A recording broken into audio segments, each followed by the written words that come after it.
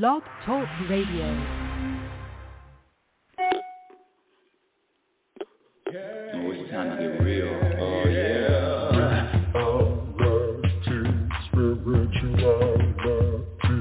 It's a new experience. Reality, spirituality. Yeah, keep your ears open for this one now. Reality, spirituality. You got a question for RLN? Reality, spirituality. Yeah, it's time to get some answers, baby. Reality, spirituality. Oh, now we get real. Getting real. Reality, spirituality. Yeah, it's time to get down. Reality, spirituality. Yeah, you're gonna feel good now. Real good. Now, that's what I'm talking about. Time to get real. Welcome, everyone. Welcome to Reality Spirituality. I'm your host, Rebecca L. Norrington. The L is, I'm going to have to start dropping that. Anyway, welcome to Reality Spirituality Radio. I'm your host, Global Happiness Specialist. That's right. I said it. Global Happiness Specialist, Inner Peace Practitioner, and I'm going to add Oracle to that. And also, but most importantly, an ongoing student. I am no different than you. I've just committed, other than just committing my life, 45 years of study, over 45 years of research about this thing called happiness, the truth about happiness. And, when I used to believe that everybody wanted to be happy. Well, there's a majority of people that say, yeah, I just want to be happy. However, here's the truth. Here's the news. Here's the tea, as the kids say. Here's the tea. This thing called happiness I've discovered is an energy. It's a state of mind. It's a state of being. It is a personal vibration of contentment. Is it possible to vibrate an energy of contentment regardless of what happens in life? Regardless of the challenges, regardless of the ups and downs and the roller coasters, regardless of all of that, is it possible to maintain a personal vibration and energy of contentment? What say you? I say yes, it is. And the good news is, my dear listeners, the good news, my dear audience, the good news is that it's just a practice like anything else. From being a master chef or a seamstress or a landscaper or a painter or an athlete, professional athlete. Shout out to the Yankees or a professional athlete. These people do not get to be where they are without practice. And the good news is this thing called happiness, this energy of contentment, is all about a practice. And so what do you practice? Thanks for asking.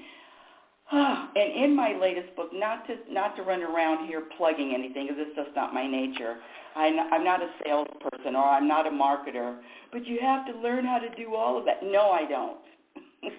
People find me when they're supposed to find me. People find me when it's time, and when it's time for a different perspective. And all I offer on this show is a different perspective, another way to look at a challenge. But in the book, which is out on Amazon, if you're watching me live on YouTube, I'm holding it up. It's called Programmed for Unhappiness, Exposing the Untold Truth. Series 1 of 5. Yes, there's going to be more to follow. Program for Unhappiness, Exposing the Untold Truth. And in this book, I list 56 programmed behaviors that have been proven. One time I said, I did a video, I said, scientifically proven, and then I get a comment, it's not science. What you're talking about isn't science. You can't say scientifically proven. Who are you? Oh, and after I blocked that person, listen, when I say 56 program behaviors, they are common behaviors, different levels, level 1, level 2, level 3, and all it is eliminating and being aware of the programs. Awareness is it. Awareness is the work. And let me, especially, I'm getting new people all the time, new people following, new people discovering the show. Thank you for watching. Thank you for listening. If you want to speak with me live, the number to call in is area code 646-564-9619. Again, area code 646-564-9619. I am live on my YouTube channel, live on Noon Vibe. Welcome, welcome. Just a couple more housekeeping items. Every Saturday morning at 9:15 Pacific Standard Time, 9:15 Pacific Standard Time, my son and I do a show. It's called Mother and Son, Making Sense Out of Nonsense. Plus more. I know it's a long title, but it's fun once you get used to it. Mother and Son Making Sense Out of Nonsense, plus more, live on my YouTube channel, live on StreamYard, live every Saturday morning at 9:15. Okay, let me back up a little bit before I share this audio, this video of one of my favorite teachers of all time now.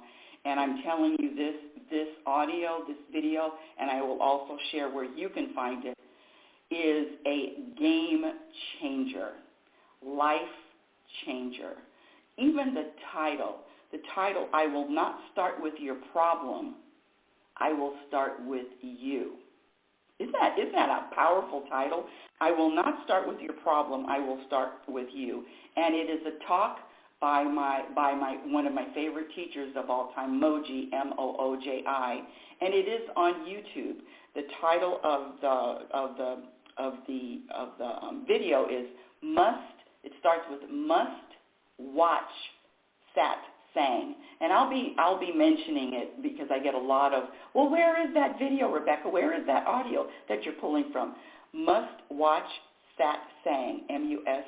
You know how to spell must. Must watch Sat Sang. I wanted to spell Sat Sang, S-A-T-S-A-N-G. I will not start with your problem. I will start with you, and it is under Mooji's YouTube channel. It is there. If you sit with this, listen to this more than once. That's what I've done more than once. When I say the journey is going to be well, let me just speak for myself. My journey, the shoulders have gone down even more. The anticipation, the light has slowed down. And I know that's a story, but it just feels like it's slower now. There's no anxiety to achieve or get something done, or the anxiety is less now. I'm not saying, listen, I'm not walking around here or skipping through the tulips just because I'm a happiness specialist. Don't think that I don't have my challenges and my triggers and my buttons, because I do. But after listening to and studying even more of Mooji, oh, now I have to sneeze. Hold on. Oh, excuse me. One of these days I'll have a sneeze button, cough button, burp button, and everything else, bodily function, quiet. But I don't now. That's why it's reality spirituality. Back to the show. Back to the topic. Happiness, contentment, inner peace are a practice. And my question to you is, how committed, how important is it a priority to prioritize contentment over everything else, over relationships, over health, over money, over everything, achievements, contentment? One of my favorite quotes from Abraham Hicks is, you cannot have a happy ending to an unhappy journey. And all I share on this show is how to experience more contentment on the journey. Happiness, inner peace, and contentment are all a practice. The vibration of contentment is a state of being. It's a state in mind. It's a state of mind. At any moment, you are either choosing between peace or drama. So which one are you going to choose, especially if you are aware of the programming? And when I say programming, I'm talking about all of the things that you learned right after you popped out of the womb.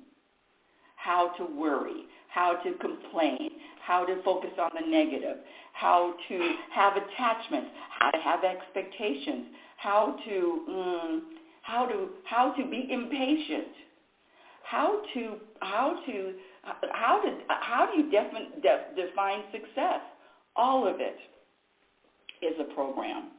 One of the things I always share before I get into the topic is, if you haven't Googled the 5 most common regrets of the dying, I highly recommend it, and I will share that with you right now. The 5 most common regrets of the dying, it was a study done by hospice nurse Bronnie Ware. She is, I believe, is in Australia, and she asked her patients, these people had days to live, weeks to live, months to live, and she asked them, what are your 5 biggest regrets? And I always say this, that I'm going to listen to somebody that has 1 foot in the grave and about to kick the bucket and tell me what they think is important. And the interesting thing is, nothing that the people that are dying know that their death is imminent talk about this success that the world craves or the world focuses on, achievements, bank accounts, all of it. Now, I'm not saying that that's not to keep working. That's not my point. But my point is, can we get to a level of what the world calls success? In fact, scratch that. I shared a story yesterday on the show with my son, and it was about a woman called me and to congratulate me of this achievement, which is getting 1,000 calls. Now, I'm on an app. It's called the OWL app, OWWLL, and I've been on the app since the beta stages, and I'm one of the brand ambassadors. But that's not the point. But so that's a long time, 3 years, and receiving phone calls. By the way, you can download that app for free, and when you use code RLN, my initials, RLN, you will receive $10 to make calls. So what it is an app of quote, and I'm using this term loosely, experts in their field all over the country, from real estate to finance to podcasters, influencers, lawyers. It's an app that has a variety of talent and variety of expertise. Mine just happens to be happiness, of course. Oh God, how boring! It's the same expertise forever. And so I got 1,000 calls. Now, mind you, one of the things that I practice is letting go of thinking any kind of number is important. And that goes to numbers of likes, numbers of followers, numbers in the bank account, numbers of friends, numbers of relationships, all of it. The numbers, I am not turned on. I am not moved by numbers. In fact, so when this person called me and said, congratulations, you reached 1,000 calls. Now, my ego would have really liked that. Wow, 1,000 calls, woo-wee. And I said, I'm not going to get excited over something man-made or it's just, the practice has been for so long. I said 45 years. I'm not going to get excited over some human accomplishments. Why? I don't feel the excitement in my soul. How about that without a story? Because I could give you a story, but I didn't feel the excitement at the time. And then I said, I get excited. I get excited over finding a different perspective, over an energy shift, over, wow, I've been living in the present moment for the last 5 minutes. Woo-hoo, I'm going to get excited over that. I'm going to get excited when someone says to me, Rebecca, I never thought about it like that.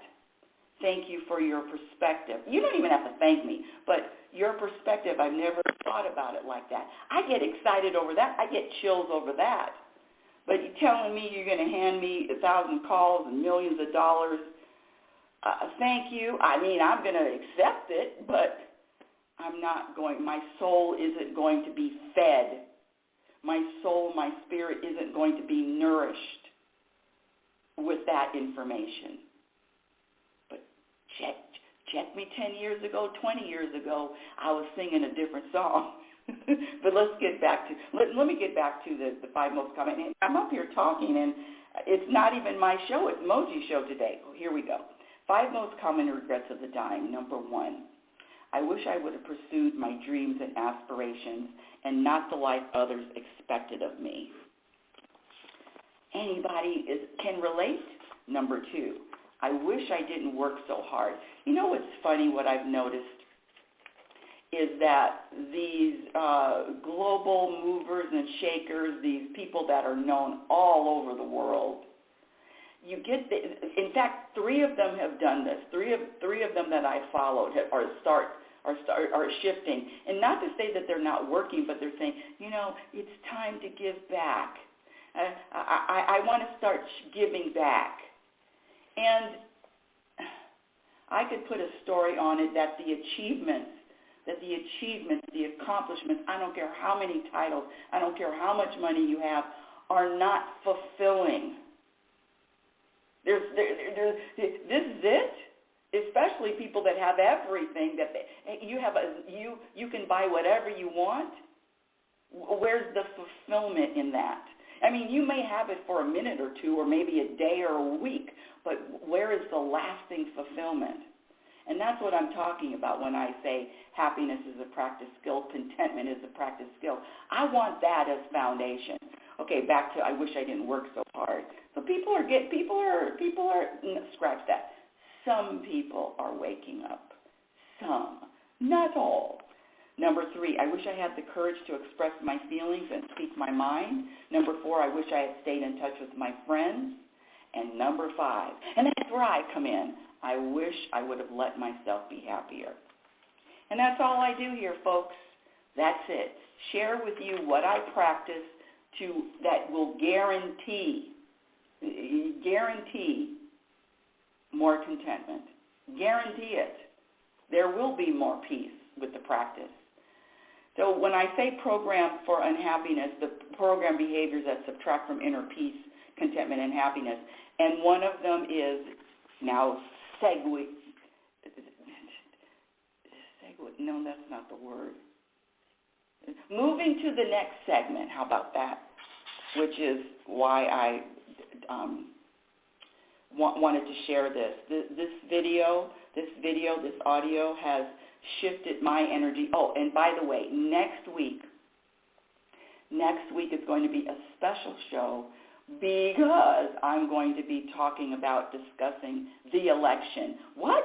Happiness specialist? Isn't this about spirituality? No, this is about how to remain this, how to keep this level of contentment regardless of who wins. See, the programming always has a preference. And I get it. I have a side too. However, who I used to be 2 years ago, 3 years ago, 4 years ago, I had to let go of being attached to that one side. This attachment to a certain idea, this is the right way, this is the only way. There is no peace in that. 0. There is no peace in having a side. There is no peace in having a cause. There is no peace in thinking that one is better than the other. That's what I came up with. Oh, it hurts. Trust me, it doesn't feel, it hurts. It hurts my ego. It hurts the ego not to have a preference. It hurts the ego to trust and say, I know everything is in order. It hurts and starves the ego to surrender to every moment without a judgment. Oh, it kills the ego. And I have my ego on life support. Sometimes it pops out. But next week, yes, definitely I'm going to be sharing the solution for regardless, and this is for other people that are in your life, and regardless of what the results will be. Even though I have a choice. But the energy of preference and the energy of this is serious and this is important, all of that is just a program. And with no other further ado, let me open this up. I mean, I'm so excited to share this with you. I'm telling you, it is a game changer, life changer. Okay, hold on. I've got to get back into the screen. One of these days I'm going to have a team, but it's not today. One of these days I'm going to have a team, but it's not today. Here we go. Open this. Okay, hold on. And thank you. Okay, here we go. I'm going to put this over here and this over here. And again, this talk can be found on YouTube. It's called Must Watch Satsang, Satsang. I will not start with your problem. I will start with you. And it's on the Mooji channel. Mooji is how it looks on his channel. Okay, here we go. And action. Yes. You say that you feel the hardness inside sometimes, which you don't see in me, no? But I can feel also hardness also. But it's not a state that stays. I can feel everything, But there's not a feeling that I should not feel some things. Anything can be felt. But what is important is that they're not proliferating. It's not getting more and more, or there's any attachment to them. I would not like it if there are things that I couldn't feel. It's okay that I can feel them, but then thereafter, after feeling them, what follows? Do I develop a relationship with these feelings, and then I'm holding on to them? And so it is good that life comes and tests you to see where you are with these states. Do they stick? And is there something that can be done about them, or something like that? And I am happy that you brought this up. Maybe I can speak a little bit more about some, I feel, very essential pointers to what I'm endeavoring to share and to get across to you. It may be helpful, you see. Can I take a few moments and do this? Because I feel what you're asking is incorporated in this. So I'll have a go at that. Because you know that so much I've been pointing towards the witnessing, that how important I take it to be, how very important it is to recognize your ability to observe with detachment. I put it so highly that I feel that it is one of the major steps that will be taken that will create such a change in the way that life is experienced in you. That's the first step. And maybe there's another step after this, but let me come to this one. Because most people in life, and I don't want to separate, you're spiritual people, you're not spiritual people. For me, everything is spirit, actually. But we come to that. Most people will testify, even people who have been on a spiritual path for a long time still refer from a place of I. Babaji, if it's okay, I can maybe bring a chair, because I want to still look at you while I speak, but I'm speaking with everyone. I don't want you just to be standing up there. Is it possible that someone they'll bring you a chair. You can sit right by the microphone, and it's coming. The chair is coming for you. Okay. Because this may take a few minutes, and I don't want to just leave you standing there now. So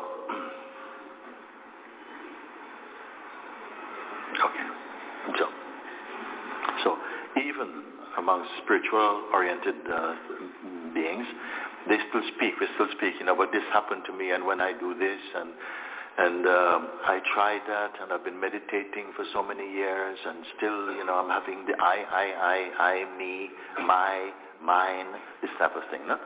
So if we take it from this perspective where we just listen, and someone say, what's happening in my world, in my case, in my mind, is this, and so our attention goes to what we are talking about.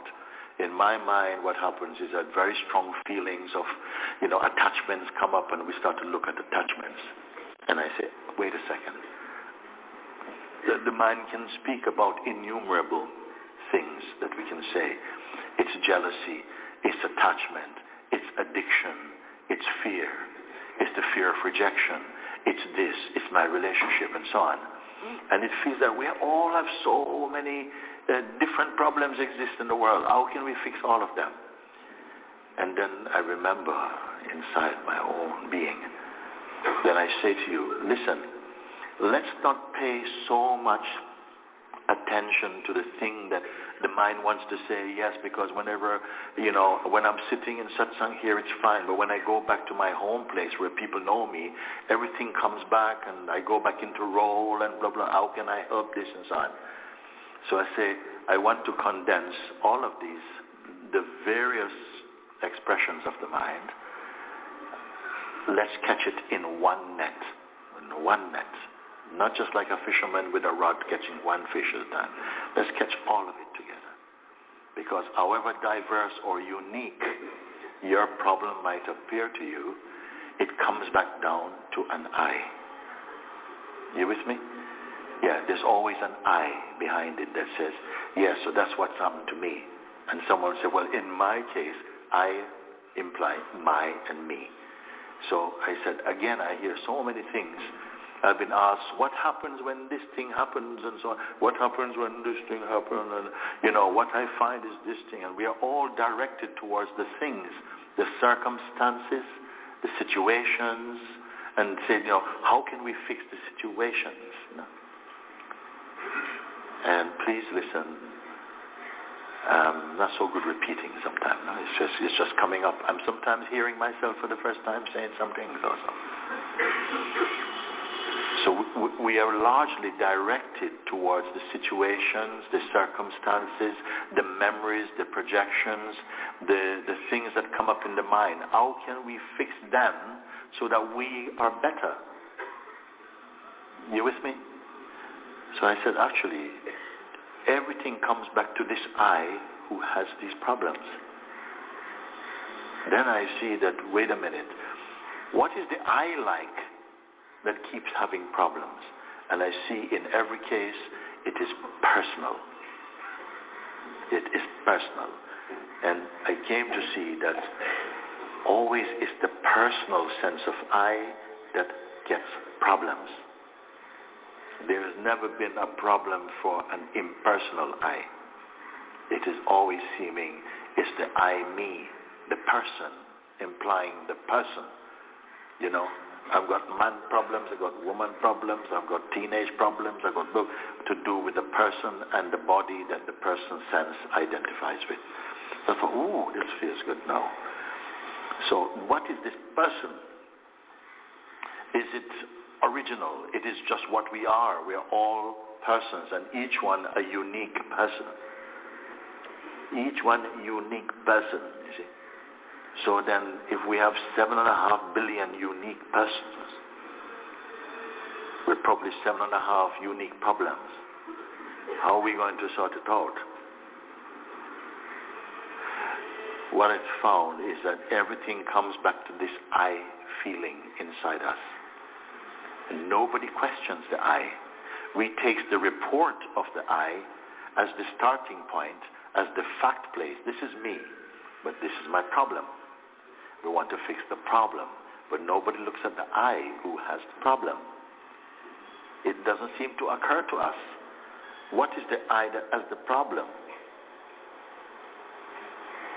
It seemed to me at some point that there is no personal problem The person is the problem. He's creating because he's always seeing this problem today and there's tomorrow another problem. And where are these problems coming from? And I see largely it's not, the problem doesn't really exist externally as we think. Yes, because this thing is there. But somebody said, well, it's not a problem for me. There was a problem for me. So which is the fact then? Is the fact out there or in here? Why do I say there's no personal problem? The person is the problem. Nothing exists in life as a problem. Nothing exists with one single fixed meaning in itself. The meaning of a thing exists in the mind of the perceiver of it. Am I going too quickly? No. The meaning of anything is existing in the mind of the one perceiving it and not in the thing itself. So we are arguing, well, this is so horrible, and somebody says, well, it's very beautiful. And so, what do you mean it's beautiful? It's horrible. We can't come to the end of our differences because it is a difference of perception and not a difference of the thing in itself. So one people feel that these red roses is so wonderful, it's an expression of love. Another one think, no, it's blood. We don't give red roses. You see? And we fight more blood about it. And then we apologize, more roses. We are not consistent if we look for the end of a problem outside of ourselves. So the very I sense should be looked at, because it is it that is claiming to have the problem. The thing itself doesn't say, the rose doesn't say, I have a problem. I'm just a problem. No, somebody is saying the rose is a problem. Can I continue like this? So, let's look at the one who is claiming to have the problem. No? This one says, this is a problem, but then they blah blah blah, something happened, and they change their mind, and it's not a problem. It's not consistent. The reporter is not consistent. Today I love you with all my heart. Tomorrow, we are not consistent at the place of our person.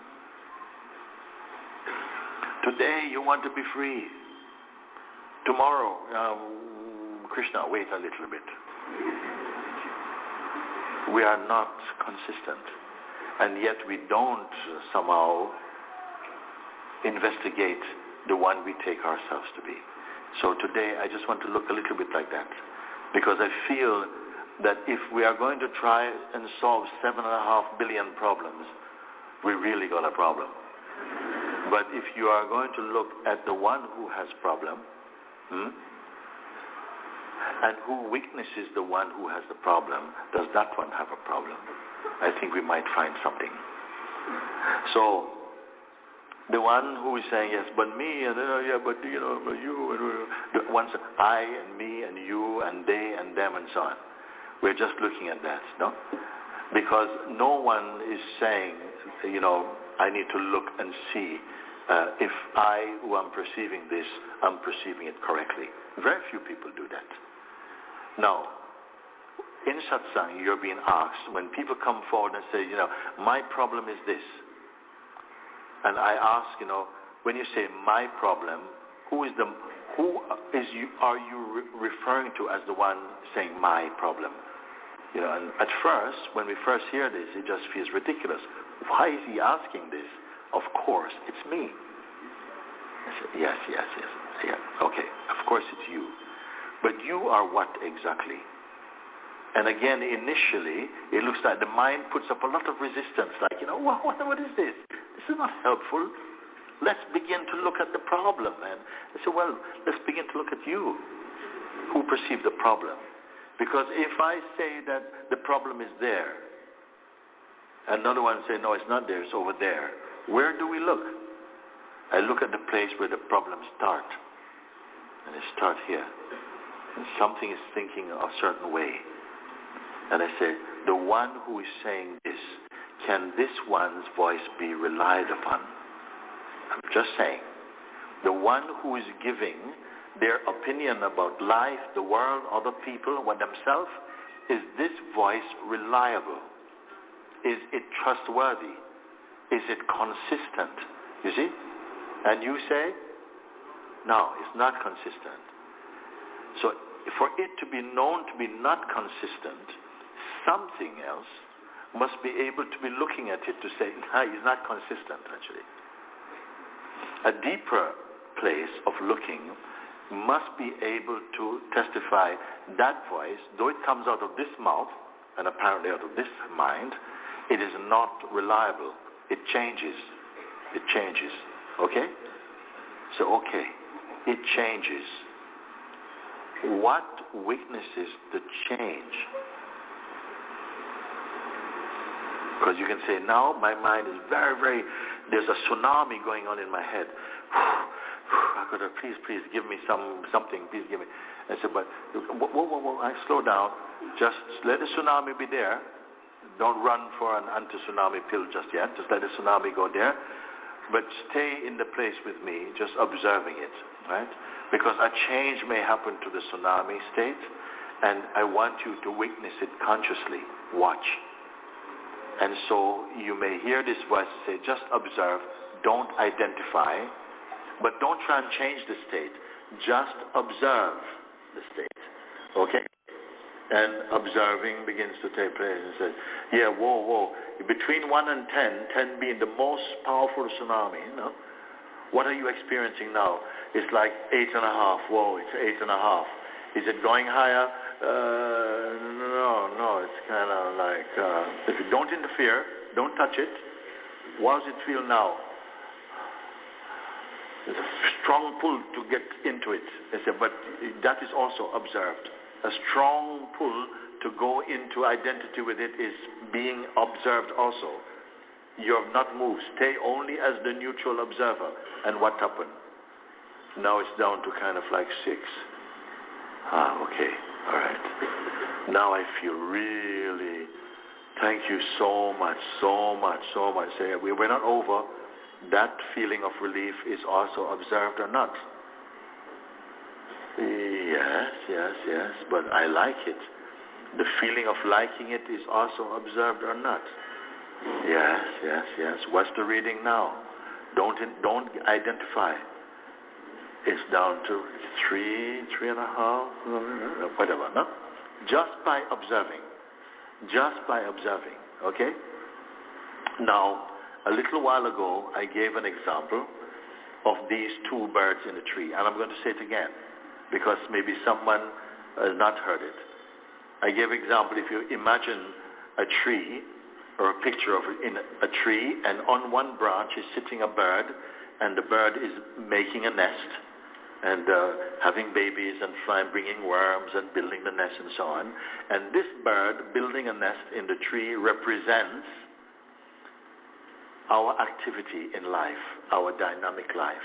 Finding a job, making a family, raising your children, planning to build your next house, making sure that you know, all of these things.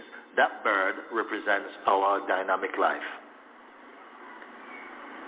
On a branch just above that bird sits another bird that looks very much like that first bird. The second bird is just quietly looking. It's not involved, not building any nest, not flying off here and there to get worms for feeding babies. It's just looking.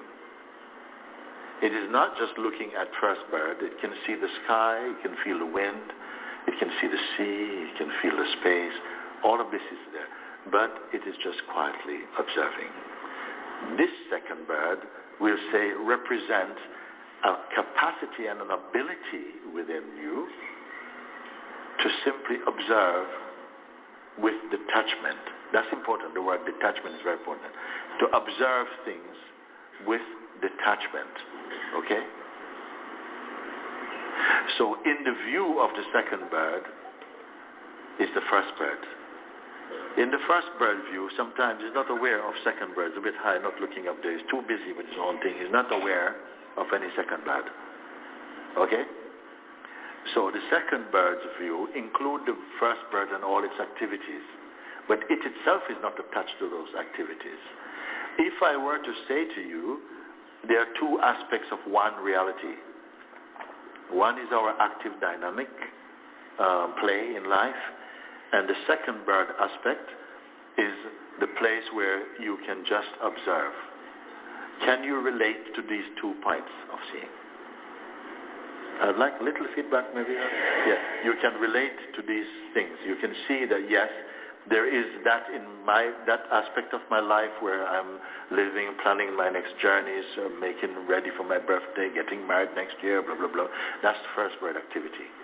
I'm not saying we should do anything about it. Let that flow. But now we go to the second bird position, which is inside the first bird actually, of an ability to just observe. Just keep observing. Yeah? We observe. Yeah, we say we can observe with detachment. Maybe not complete detachment.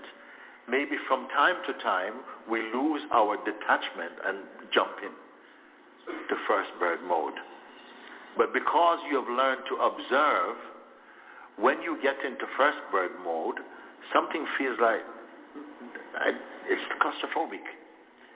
And something brings you back into the second bird position where, again, if I'm just observing, not manipulating, just observing, there's more spaciousness, there's more peacefulness, it's more panoramic.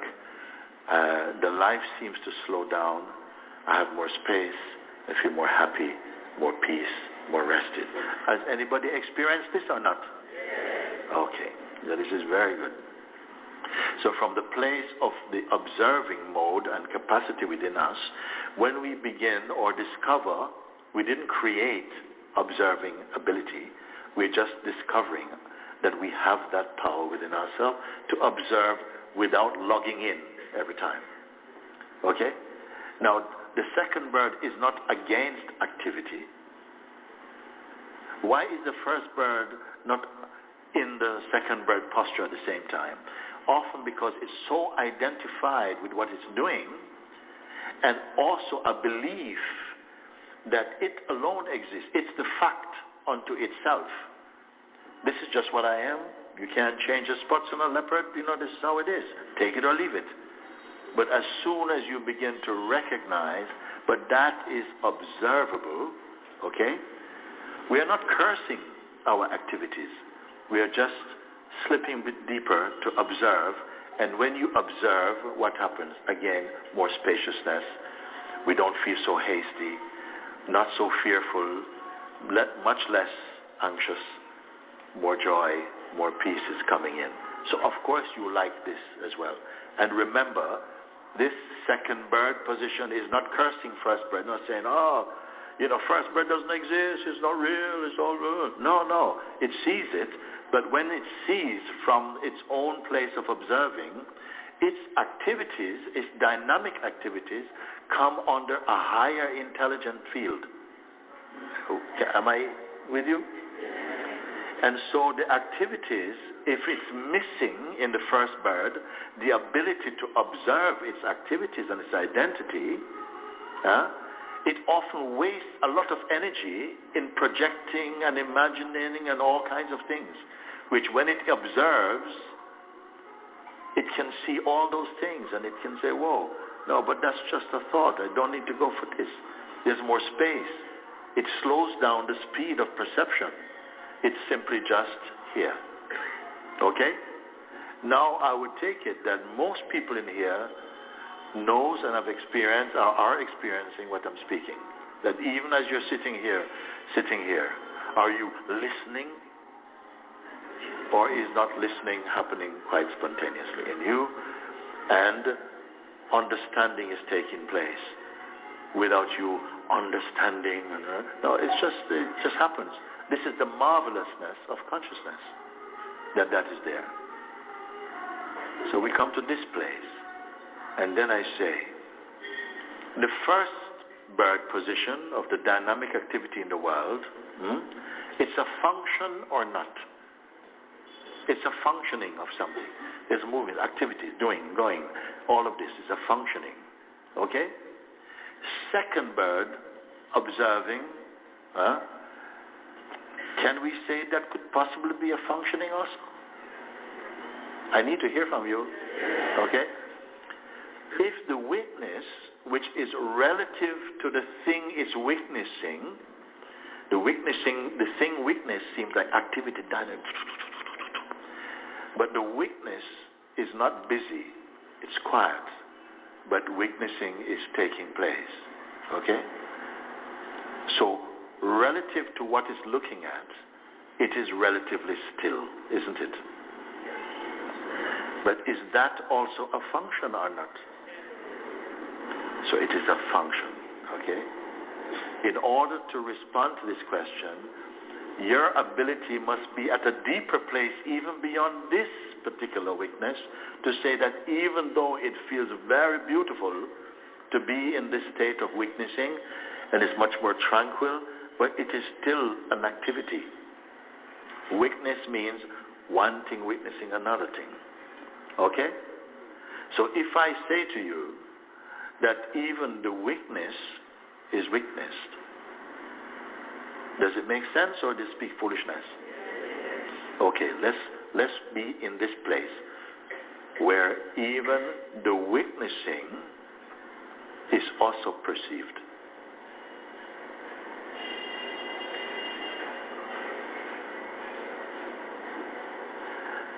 Is that also a function? Slow down now, slow down. Okay?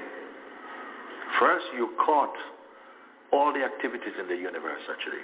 Because we are not going to limit activity to only human activity. Any activity, even the movement of the clouds, the ripples on the ocean, the feeling of the breeze, the sense of thinking and feeling is all activity. Can we say like this?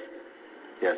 And the perceiving of that activity, also, the perceiving of it, although it seems relatively more quiet, is also a function. Maybe a slower function, a more peaceful function, a more joyful function. But it's also a function. Okay? Can we see this? Do we have to dismiss it? Does it feel that now, oh, that's a function, that's also unreal? Because if there is someone who is saying, but that's also fun, that's also unreal, that one dismissing is also a function. So if I say, can the witness be witnessed? Slowing down. Can the witness of the first bird and its activity, can that witness be witnessed? I think you've already answered it in a way, no? You say yes. At the place where even the second bird, who is a more broader witness, a more quiet witness, is witnessed, that which witnesses or perceive even the second bird witnessing, is that active?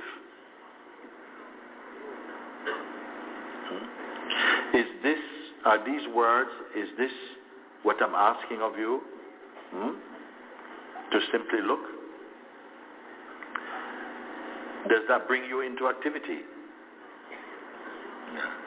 Is it necessary to stop the activity in order to see clearly? No. Remember I told you about the windscreen wiper? At first, when we are not clear as to your attention is not on yourself, then it will go out and the movement you will be pulled into the movement. This is why I said don't log on. Simply observe. Should I stop?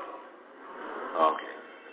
So, this looking now, we are here. Did you travel to this place? When I say even the witnessing is itself observed, and you said yes. Did you come to this place? Did you travel to this place I'm speaking to? No.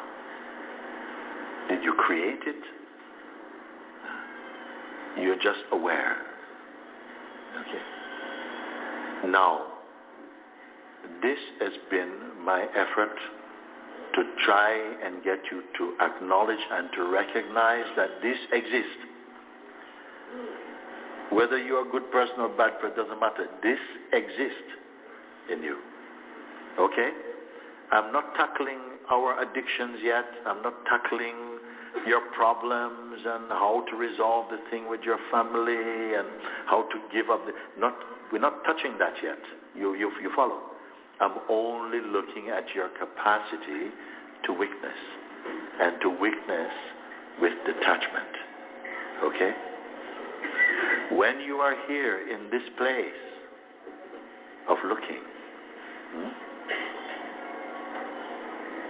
who are you? I don't want answers for a moment. Allow the questions to search. Who or what are you? Who is looking? Are you an object that can be looked at? Should I take it that those of you who are at the front are nearer to me and those who are at the back are further away from me at the moment, or what? In this talk, are you further away from what I'm speaking by sitting at the back? And are you nearer to where I'm speaking by sitting at the front? No. Okay.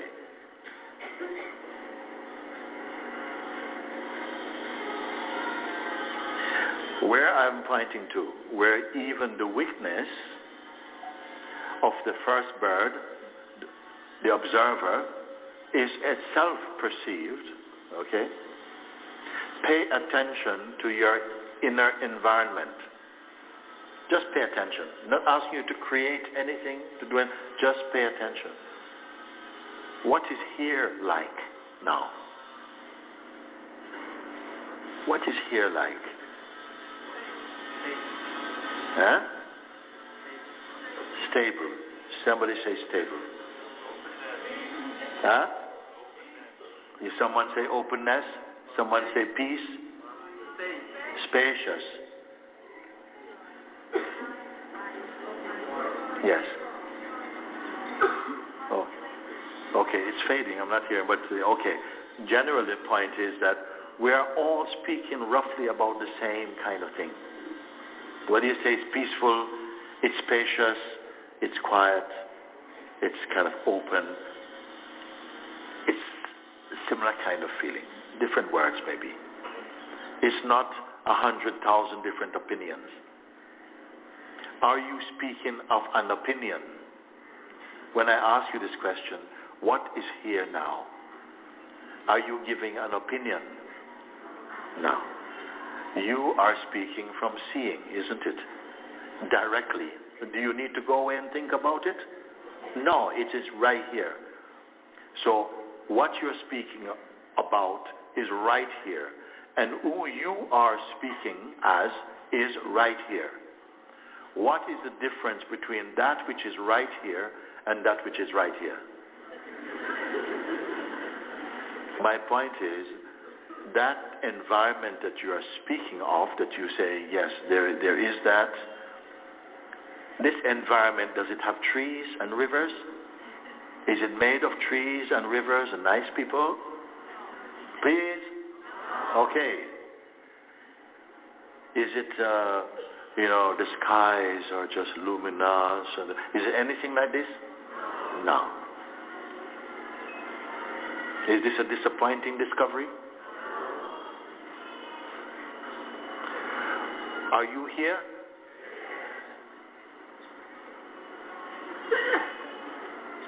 Are you suffering? Are you a dropout? Crazy hippie? Mad? Rebellious? Fundamentalist?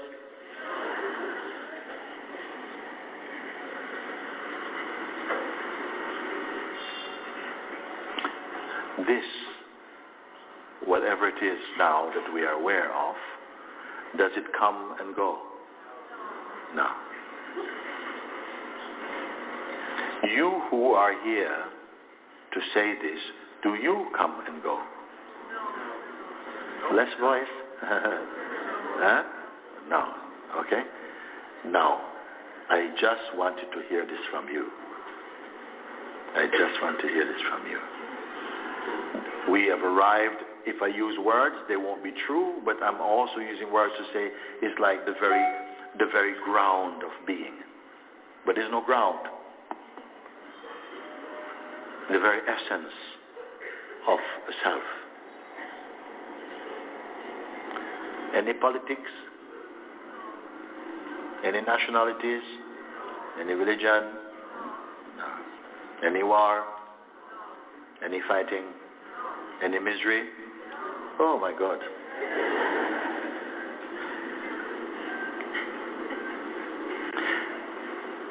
You sure you're not under hypnosis?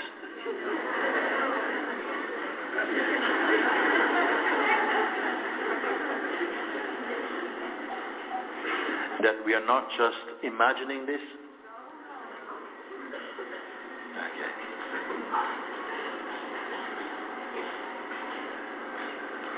Is it more real in this hall and not so real outside? No.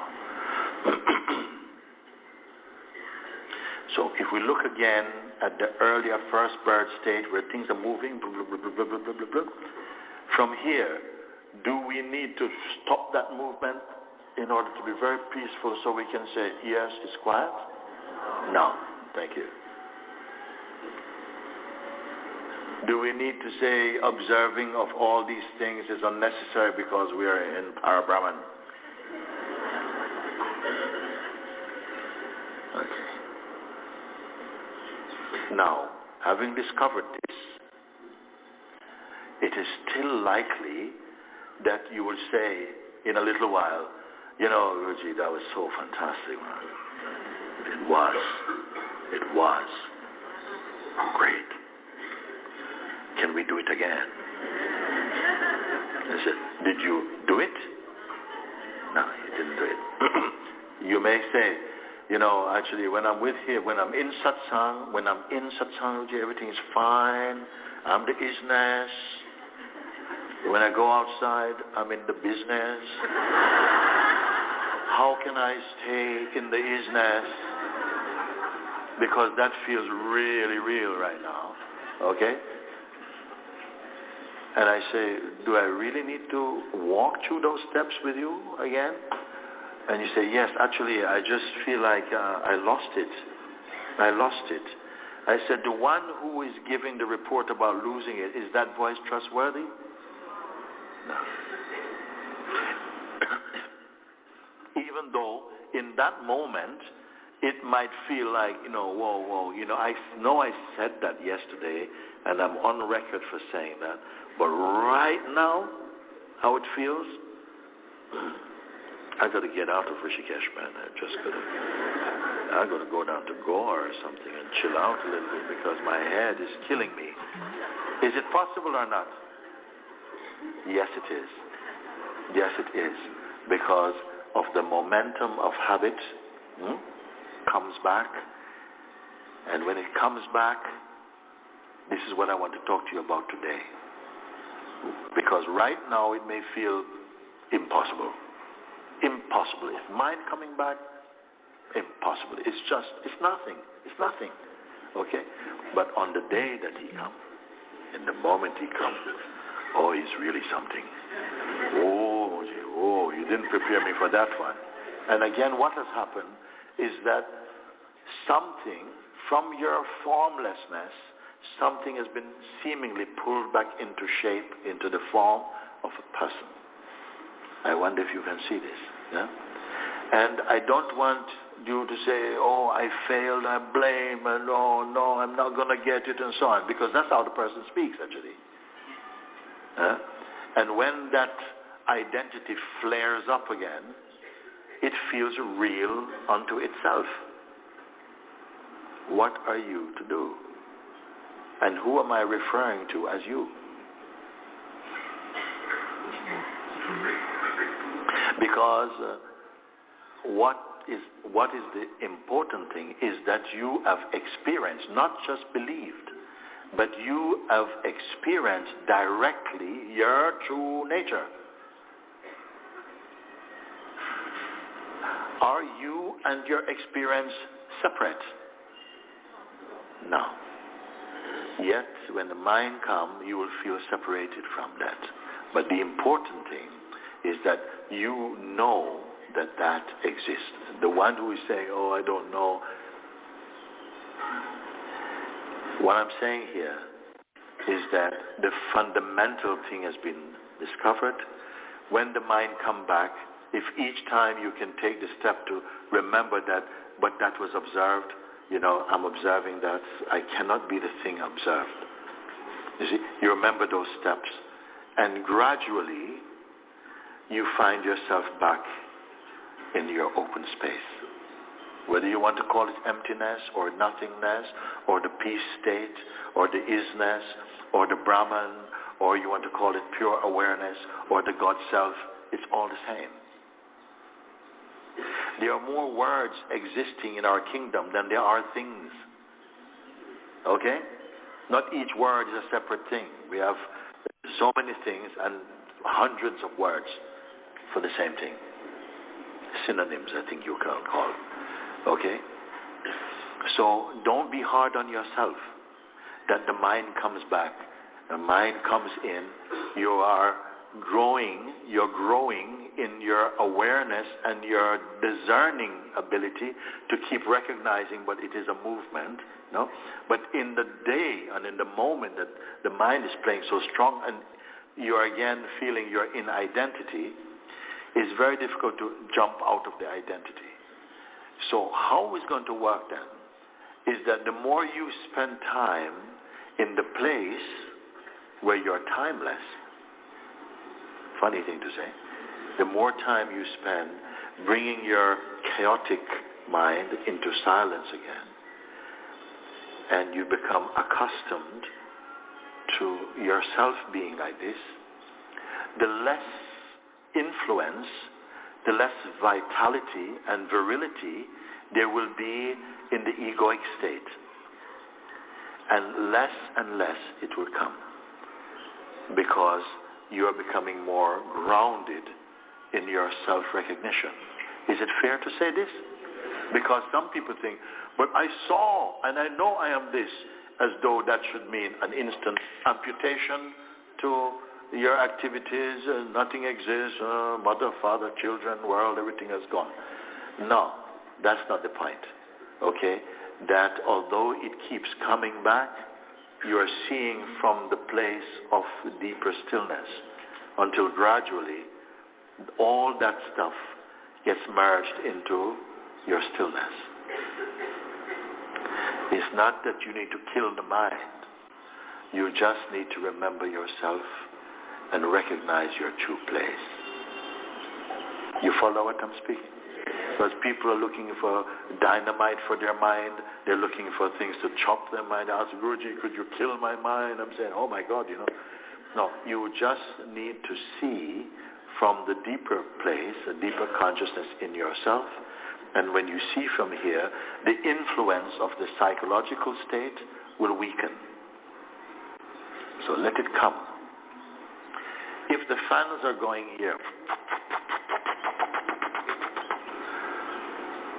and I flick the switch off, the blades will still keep turning, but the power is cut. So you know it's slowing down. Okay. What is the power being cut? In the examples I'm using, that you realize through your attention that, but I'm here.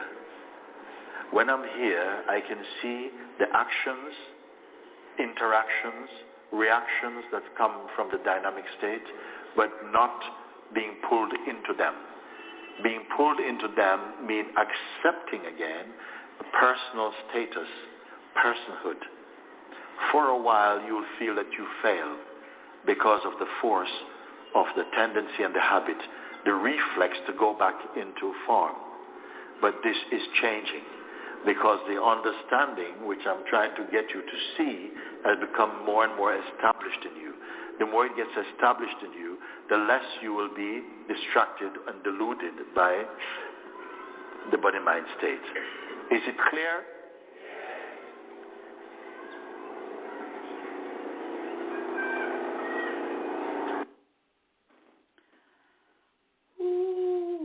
Hold on. Let me adjust a couple of things here. I have to adjust this mic. Of course, it's not letting me. Hold on. Oh. Okay, let me adjust the mic. Again, that talk can be found on YouTube. It is under the Mooji channel, Mooji, and it's titled Must Watch Satsang, Satsang. I will not start with your problem. I will start with you. One of the most powerful talks, just because what he's saying is be mindful of who you are identifying with. Are you identifying with your person, or are you identifying with your presence? And it is an ongoing practice that it's constant, it's never ending, there are no breaks, there are no vacations, there is no time off. But I promise you that when you practice witnessing and observing that entity that claims to be you, it's me, your name, your gender, your culture, your country, your race that claims to be you, know that you are more than that. And let me just speak for myself. The recognizing that that God is having a human experience through me, and all of this is an experience, and that's it. I'm just experiencing this shit. I'm just experiencing. I'm not. And then I just clicked the wrong button. I'm just experiencing. I will not start with your problem. I will start with you. And that's where we get the mirror out. Oh, that mirror. Always with the mirror. But that's good news. And the practice is witnessing. The practice is observing without any judgment, without any attachments, and detaching from that entity that says, that's who I am. Woo! Again, on YouTube, must watch that saying, I will not start with your problem, I will start with you. And all you cute little audience members running around here having problems, the world has a problem, all I got to say is that the truth? Well, that's the end of today's show. Thank you for listening to Reality Spirituality. Reality Spirituality Radio is heard every Sunday at 9 a.m. Pacific Standard Time. Also, my new show, it's 46 episodes. On Saturday at 9:15 with my son, it's called Mother and Son Making Sense Out of Nonsense, plus more, 9:15 every Saturday morning. The latest book, Program for Unhappiness, is on Amazon, on Lulu, Barnes & Noble. Program for Unhappiness, Exposing the Untold Truth. And in that book, I do list the 56 program behaviors that subtract from your contentment, your happiness, your peace. And I also list 26 behaviors. I think it's 26 or 27 behaviors that will add. And again, it is a practice. It's just a practice. And it comes back to how committed, how important you as a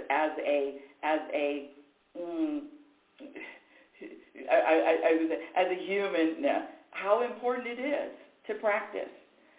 My first book, Reality Spirituality, The Truth About Happiness, was published in 2014. And until next week, I know 2014, but this book that is out now, Program for Unhappiness, Exposing the Untold Truth, was published this year, 2024. And actually, it's an international bestseller. But we all know there's a formula for that. Okay, until next week, my dear audience, I want you to remember who the hell you are. You are a physical extension of the universe. Your conscious energy, always evolving, always changing, and always growing. Love is patient, and love is kind. Be patient and be kind to yourself by accepting where you are in every moment. Be your own best friend, where you are, what you're doing, what you're experiencing. And I'll tell you, whatever you're experiencing, there's a reason to it. You're supposed to be experiencing it. And if you're not, know that it's not time.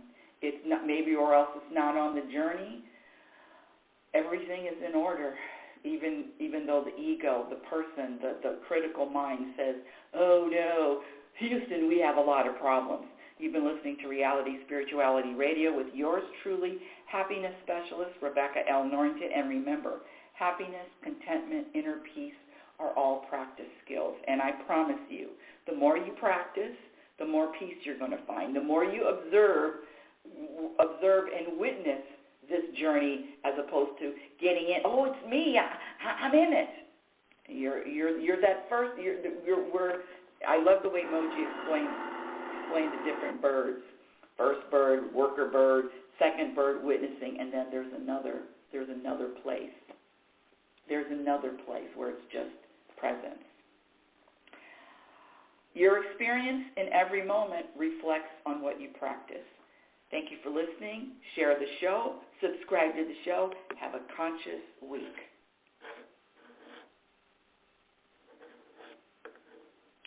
Where's my theme song? Here it is.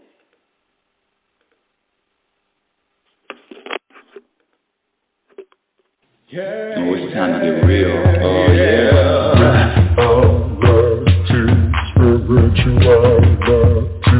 It's a new experience. Reality, spirituality.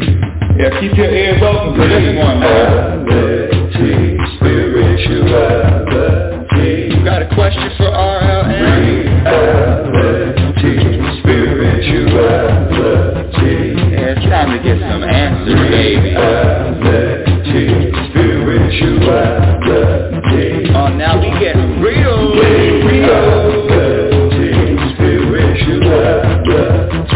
Yeah, time to get down. Reality.